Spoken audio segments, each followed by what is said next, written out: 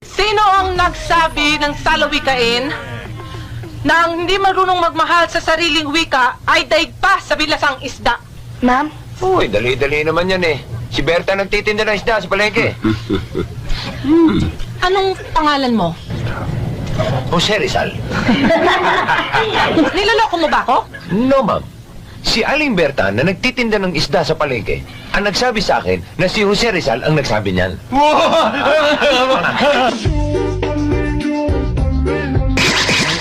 Wanted.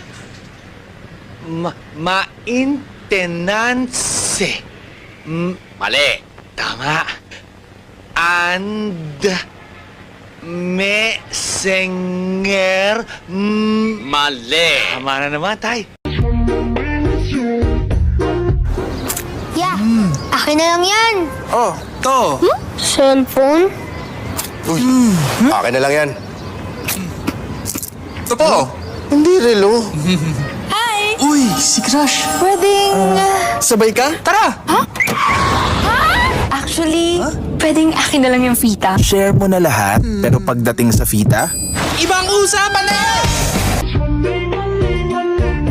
Ano ba tawag dyan? Bluetooth daw. Bluetooth? Oo. May tunog. May tunog. Wala. Basta gumanon siya kanina, power off. Sir! Yes, sir! Kaluwas kanan! Kaluwas right! Yes, sir! Yes, sir! Understood! Understood! Understood! Okay! Hoy, di ba sinabi ko sa inyo, huwag kayong tatambay dito. Ang iingay ninyo eh. Magsialis nga kayo. Maingay ba? Maingay ba?